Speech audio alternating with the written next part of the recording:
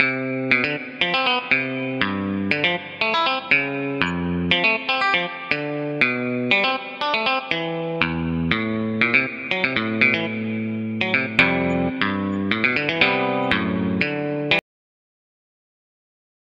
दोस्तों अब हम इस वीडियो में आपको समझाते हैं वाणिज्यवाद, जिसको कि हम मर्केंटिलिज्म बोलते हैं इंग्लिश में। देखिए, मर्केंटिलिज्म कोई अंतर्राष्ट्रीय सिद्धांत नहीं है, बल्कि एक अप्रोच है जो कि यूरोपियन देशों में फैल रही थी।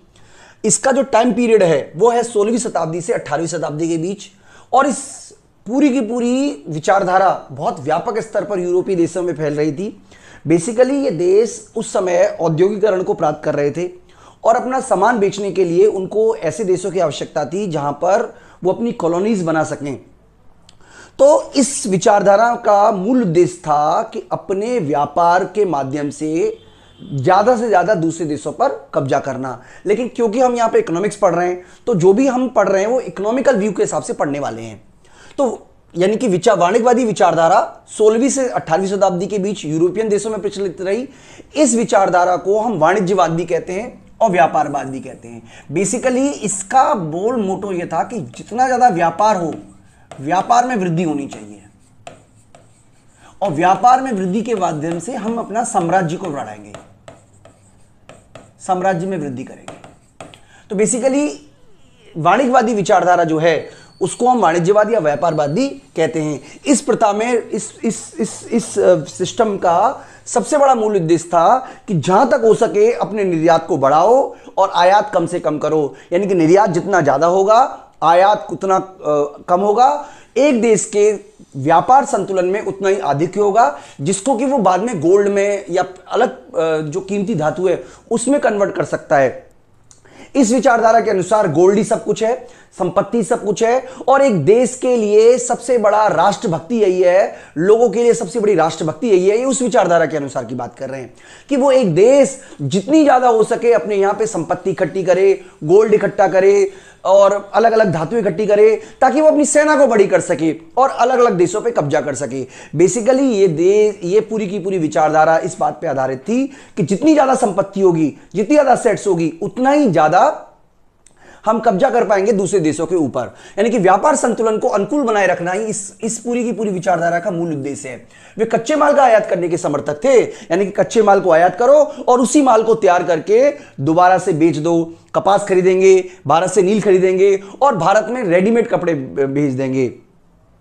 भारत में अंग्रेजों ने राज किया, बहुत लंबे समय तक राज किया, वाणिज्यवादी विचारधारा के माध्यम से राज किया। कोई वो भारत में व्यापार करने तो आए नहीं थे, देश का भला करने तो आए नहीं थे। उनका जो मूल उद्देश्य था वो था कि किसी भी तरीके से भारत, जो कि सोने की चिड़िया रही है, उसको खींच के सारी संपत्ति अपने देश में ले जाना।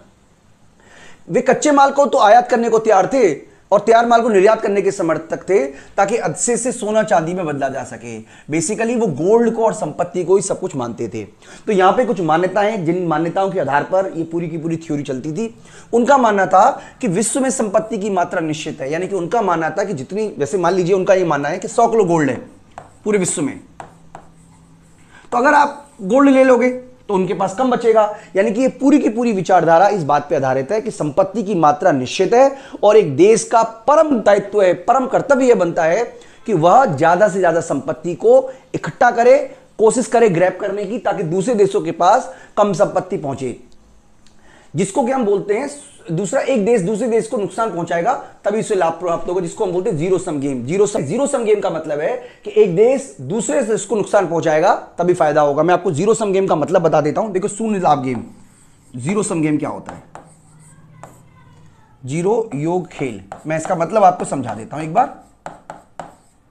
देखिए, जीरो सम गेम का मतलब है कि मान लीजिए 100 किलो गोल्ड है,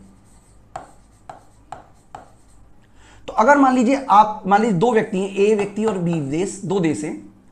बी देश के पास अगर 80 किलो गोल्ड हुआ तो ए क्या सोचेगा? ए ये नहीं सोचेगा कि मुझे 20 किलो गोल्ड मिला, बल्कि ये सोचेगा कि उसको 80 किलो गोल्ड का नुकसान हो गया, इसीलिए ये जीरो हो जाएगा।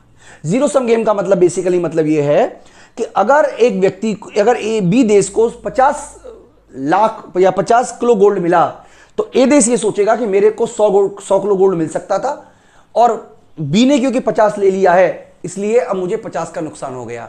यानी कि अल्टीमेटली जो टोटल फायदा है, ये सोचता है कि मुझे 100 किलो गोल्ड मिले, ये सोचता है मुझे 100 किलो गोल्ड मिले, और दूसरे देश के पास जितना चला जाएगा दूसरा उसको अपनी हानि मान लेगा। इसी को जीरो सम गेम मिलते हैं। यानी कि वाणिज्यवादी विचारधारा पूरी तरीके से जीरो सम गेम पर बेस्ड रही है। व्यापार से इसकी आधिक्य बनाए रखना हमारा उद्देश्य था। जैसा कि हमने आपको बताया, इस पूरी की पूरी विचारधारा का जो मूल मंत्र है वो ये है कि जितना ज्यादा हो सके निर्यात करो, जितना कम हो सके आयात करो। कच्चे माल का आयात फिर भी कर सकते हो, तैयार माल का निर्यात करो, और व्यापार से इसको आधिक्य बना के रखो। साथ ही साथ ये उद्योग और व्यापार पर सरकारी नियंत्रण के समर्थक थे, सरकारी नियंत्रण के समर्थक थे। यानी कि उनका यह मानना था इस विचारधारा के कि सरकार जो है वो लोगों के हित में सबसे बढ़िया फैसला ले सकती है, इसीलिए सभी प्रकार के उद्योग और व्यापार सरकार के नियंत्रण में, राज्य के नियंत्रण में होने चाहिए। तो बच्चों, ये मान्यताओं के बाद हम कुछ विशेषताओं पर बात कर लेते हैं। सबसे पहली विशेषता इसकी यह है कि इसने आयात पर अनेक प्रकार के प्रतिबंध लगा रखे थे। यानी कि इस विचारधारा में अगर कोई देश अपने यहां पर वस्तुएं खरीदता है, आयात करता है, तो उसको अनेक प्रकार के कर का सामना करना पड़ेगा। यानी कि जो भी मर्चेंट होगा, जो भी व्यवसायी होगा, उसको विदेशों से सामान खरीदने की अनुमति थी, लेकिन भारी कर लगाने के बाद ही। इसके अलावा निर्यात समर्थन के लिए आर्थिक सहायता, यानी कि अगर कोई व्यापारी विदेशों में अपना सामान बेचता है तो उसको सब्सिडाइज किया जाएगा, उसको प्रोत्साहन किया जाएगा। यानी कि पूरी तरीके से यह व्यापार को प्रतिबंध करने वाली बात हो गई, क्योंकि हर देश अगर प्रतिबंध लगाएगा तो व्यापार लिमिटेड हो जाएगा। इसीलिए तो उनको विदेशों पे जाके कब्जा करने की जरूरत पड़ी। भाई, अगर मान लीजिए एक देश आपके कब्जे में होगा नहीं तो व्यापार होगा ही नहीं, क्योंकि वो आप अपने यहां प्रतिबंध लगा के रखोगे, वो अपने यहां प्रतिबंध लगा के रखेगा। जब सभी प्रतिबंध लगा के रखेंगे तो व्यापार होगा कैसे? इसके अलावा राष्ट्रीयकरण की नीति, जैसा कि मैंने आपको बताया, राष्ट्रीयकरण का मतलब है कि यहां पर जितने भी व्यापार थे, जितने भी उद्योग थे, सब सरकारी नियंत्रण में थे, सरकारी नियंत्रण में रहे। इसके अलावा सोने चांदी का संचयन करने पर ही सबसे बड़ा जोर था, और एक तरफा व्यापार था। एक तरफा व्यापार का मतलब है वन साइडेड ट्रेड था, आप खरीदोगे नहीं, बेचोगे, इस तरीके का ट्रेड रहा। मर्केंटाइलिज्म किस तरीके से काम करता था उसके लिए हमने एक ग्राफ बनाया हुआ है, आप एक बार ये देख लीजिए, इससे आपको काफी सारी चीजें समझ में आ जाएंगी कि मर्केंटाइलिज्म आखिरकार काम कैसे करता था। देखिए, यहां पे मदर कंट्री है। मदर कंट्री का मतलब वो देश जिसने दूसरे देश पर जाके कब्जा कर लिया है। जैसे मान लीजिए इंग्लैंड है, इंग्लैंड है, और इसने क्या किया, कंट्री ए पर अपनी कॉलोनी बना ली, कंट्री बी पर अपनी कॉलोनी मान ली। मान लीजिए ये इंडिया पे बना लिया, ये भारत लिखते हैं, भारत पे बना लिया, और यहां पे जाके मान लीजिए अफ्रीका के किसी देश पे बना लिया, अफ्रीका के किसी देश पे बना लिया। दो देशों पर अपनी संपत्ति, अपना आधिक्य समा कर लिया। अब भारत को इंग्लैंड से कोई सामान खरीदना है तो इंग्लैंड क्या करेगा, भारत से कच्चा माल खरीदेगा, कच्चा माल का आयात करेगा और तैयार माल का निर्यात कर देगा। इसी तरीके से अगर अफ्रीका को कोई सामान खरीदना है, अफ्रीका के किसी देश को कोई सामान खरीदना है, तो तैयार माल का ये निर्यात करेगा और कच्चे माल का ये आयात करेगा। लेकिन अगर इंडिया और अफ्रीका के बीच कोई ट्रेड होना है तो किसी भी तरीके का ट्रेड नहीं हो सकता, ट्रेड प्रतिबंध था। यानी कि अगर अफ्रीका से इंडिया को कोई सामान खरीदना है तो पहले अफ्रीका से इंग्लैंड जाएगा और फिर इंग्लैंड से इंडिया आएगा। इसी तरीके से अगर इंडिया से इंग्लैंड को, अफ्रीका कोई सामान जाना है तो पहले इंग्लैंड जाएगा, फिर इंग्लैंड से अफ्रीका जाएगा। इस तरीके की जो ट्रेड प्रैक्टिस है वह रही थी, जिसको कि हम वाणिज्यवाद के नाम से जानते हैं। और मैं उम्मीद करता हूं कि आपको ये टॉपिक समझ में आया होगा। बच्चों, वाणिज्यवाद जिस समय फल फूल रहा था उसी दौर में एक अलग विचारधारा पैदा हुई, जिसको कि हम बोलते हैं प्रकृतिवाद, प्रकृतिवाद। बेसिकली प्रकृतिवाद बहुत ही छोटे स्तर पर फैली। प्रकृतिवाद का जो टाइम पीरियड रहा है वो 1956 से लेकर 1776 तक रहा है, बहुत थोड़े समय। इस विचारधारा के अनुसार जो प्राकृतिक नियम हैं, यानी कि सरकार का किसी भी तरीके से कंट्रोल नहीं होना चाहिए राज्य आर्थिक गतिविधियों पर, क्योंकि जितनी भी समस्याएं पैदा हो रही हैं वो राज्य के कंट्रोल की वजह से ही पैदा हो रही हैं। इस विचारधारा के अनुसार प्राकृतिक नियमों पर सरकार का हस्तक्षेप नहीं होना चाहिए। भूमि सभी संपत्ति का स्रोत है, इन्होंने भूमि को ही सभी संपत्तियों का स्रोत माना, भूमि को सभी संपत्तियों का स्रोत माना, ऐसा मानना था प्रकृतिवादियों का। प्रकृतिवादी जो विचारधारा है वो 3 मूलभूत तत्वों पर आधारित है। प्राकृतिक व्यवस्था की अवधारणा, उनका मानना है कि देखिए जो भी दिया है प्रकृति द्वारा दिया गया है। प्रकृति व्यवस्था ईश्वर द्वारा मानव कल्याण के लिए सबसे अच्छी व्यवस्था है। सरकार के द्वारा जब कोई कंट्रोल किया जाता है प्राकृतिक व्यवस्था पर, उसी की वजह से अपूर्णता पैदा होती है, यानी कि समाज में दोष, लड़ाई झगड़ा, मारपीट इसीलिए है क्योंकि लोगों ने, क्योंकि सरकार द्वारा इस प्राकृतिक व्यवस्था को नियंत्रित करने का प्रयास किया जा रहा है, ऐसा मानना था प्रकृतिवादियों का। यानी कि एक तरीके से ये मुक्त व्यापार के समर्थक थे, मुक्त के, यानी किसी भी तरीके का कंट्रोल नहीं होना चाहिए, किसी भी तरीके का राज्य नियंत्रण ना करे। इसके अलावा उनका यह मानना था कृषि ऐसा व्यवसाय जो शुद्ध उत्पादन या अधिशेष उपज करता है, यानी कि कृषि को उन्होंने सबसे महत्वपूर्ण माना। देखिए उस समय का विचार अलग है। उद्योग केवल कच्चे माल का संशोधन करते हैं, इसलिए किसी भी तरीके का अतिरिक्त पैदा नहीं करते। इसका मानना था कृषि को ही बढ़ाना चाहिए, उद्योग द्वारा अतिरिक्त पैदा नहीं किया जा सकता। उनका यह मानना था कि धन का प्रसार किस तरीके से होता है। 3 वर्ग होते हैं, उत्पादक वर्ग जो कि किसान है, मालिकाना वर्ग जिसने जमीन पर कब्जा कर रखा है या कभी जो जमीन का मालिक है, जमींदार और राजा, और अनुत्पादक वर्ग ये क्या करता है, केवल डिस्ट्रीब्यूशन का काम करता है, जिसको उन्होंने बांझ वर्ग कहा, यानी कि जो गैर कृषि क्रियाओं में संलग्न है। अब किस तरीके से सिस्टम काम करता है एक बार आप वो देख लीजिए। यहां पे मैं आपको समझाने का प्रयास करता हूं, ये हमने यहां बना रखा है, एक बार आप समझ लीजिए। देखिए 3 वर्ग है, उत्पादक वर्ग, अनुत्पादक वर्ग और मालिका वर्ग। ठीक है जी, 3 वर्ग है। जैसे मैं यहां लिख देता हूं, एक है हमारा उत्पादक वर्ग जो कि किसान है, जो किसान है वो उत्पादक वर्ग हो गया। दूसरा अनुत्पादक वर्ग जो कि बांझ वर्ग है, जो गैर कृषि क्रियाओं में संलग्न है। और तीसरा है हमारा जो जमींदार है, जिसे हम मालिकाना वर्ग कह रहे हैं।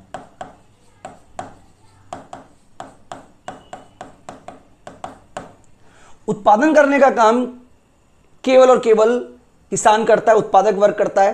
यानी कि 50 रुपए का उत्पादन इसने किया, 50 रुपए में से 20 रुपए का इसने स्वयं उपभोग कर लिया, और जो 30 रुपए हैं वो इसने 30 रुपए में से क्या कर लिया, कुछ इसने सरकार को दे दिया। मान लीजिए 20 रुपए सरकार को दे दिए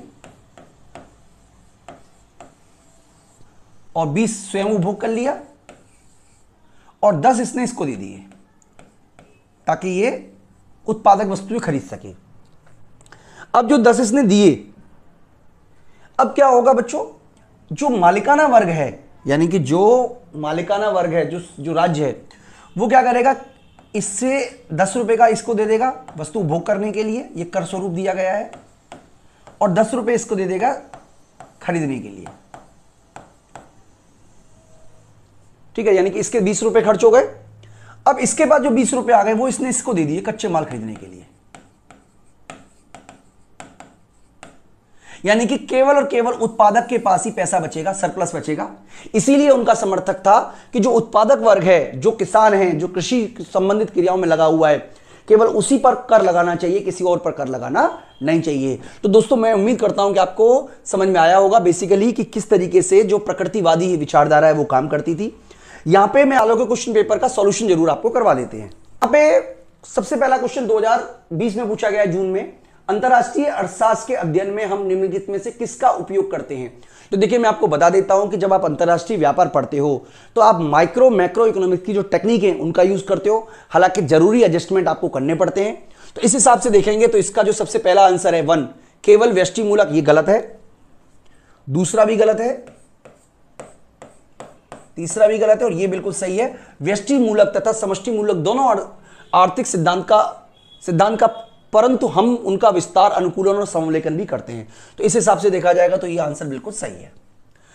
अगला क्वेश्चन है हमारा कि शून्य व्यापार संतुलन मूल्य से ऊपर एक वस्तु का अतिरिक्त आपूर्ति एक देश को क्या प्रदान करती है। देखिए शून्य व्यापार से इसका कहलाता है जब किसी देश का एक्स और इंपोर्ट बराबर है। बिल्कुल सिंपल समझ लीजिए, शून्य व्यापार संतुलन से मूल्य से ऊपर एक वस्तु का अतिरिक्त आपूर्ति, यानी कि इस स्थिति में अगर उत्पादन बढ़ता है